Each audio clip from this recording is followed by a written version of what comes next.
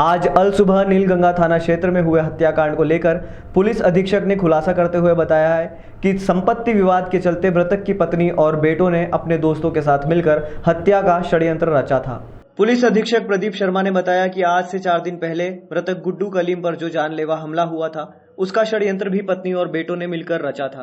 कांग्रेस के पूर्व पार्षद गुड्डू कलीम लगभग 20 साल पहले पार्षद रहे हैं, जिनके ऊपर अब तक 31 आपराधिक प्रकरण दर्ज हैं। इस पूरी घटना को लेकर पुलिस ने 4 आरोपियों को गिरफ्तार किया है, जिसमें पत्नी, बड़ा बेटा और उसके 2 दोस्तों को गिरफ्तार किया गया है।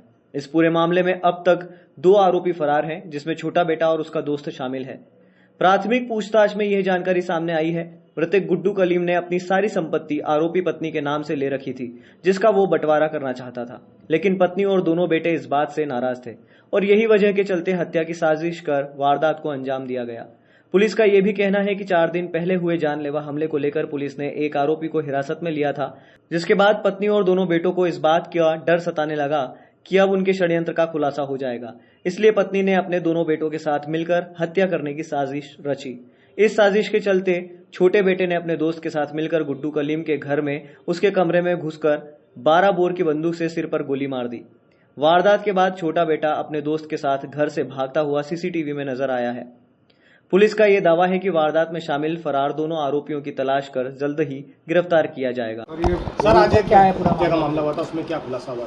सुबह 4:30 बजे नीलगंगा थाना अंतर्गत गुड्डू कलीम जी हैं। ये 20 साल पूर्व पार्षद रहे हैं और इनके 31 आपराधिक रिकॉर्ड हैं। इनकी हत्या इनके बेडरूम में ही गोली मार कर दी गई थी। तत्काल पुलिस ने इसमें संज्ञान लिया और उसमें 4 आरोपियों को अरेस्ट किया गया, जिसमें इनकी पत्नी, एक बेटा और उसके 2 अन्य साथी हैं जो अभी अरेस्ट कर लिए गए। इनका एक अन्य बेटा जिसने गोली मारी और उसका एक साथी अभी फरार है, जिसके लिए हमारी पुलिस टीम लगी हुई है। मूलतः फैमिली में प्रॉपर्टी का विवाद है, जिसको लेकर पत्नी और दोनों बेटों ने मिलकर ये पूरा प्लान किया था। एक बेटे ने घर के दरवाजे खोले और पत्नी ने बेडरूम का दरवाज़ा खोला। एक जो दूसरा बेटा है वो एक अन्य आरोपी के साथ आया और बेटे ने ही पिता में के सर में गोली मारी। गुड्डू कलीम जी के ऊपर करीब 31 आपराधिक रिकॉर्ड हैं, जिसमें अभी 6 महीने पूर्व भी इनके ऊपर एक मामला दर्ज किया गया। सर, क्या प्रॉपर्टी का जो विवाद है, सर, क्या विवाद था? इनके पास कई करोड़ों की प्रॉपर्टी है, जिसमें उज्जैन, इंदौर, चित्तौड़गढ़ में भी इनकी प्रॉपर्टीज़ हैं। पूर्व में इनकी सभी प्रॉपर्टी इन्होंने अपनी पत्नी और बेटों के नाम से ली थी, परंतु उसके बाद एक बेटे को इन्होंने अपने घर से निकाल दिया। जब विवाद बढ़ता गया उसके बाद इन्होंने अपनी बाकी की प्रॉपर्टीज़ जो है वो भतीजे के नाम से, आरिफ भतीजे के नाम से लेना चालू कर दिया।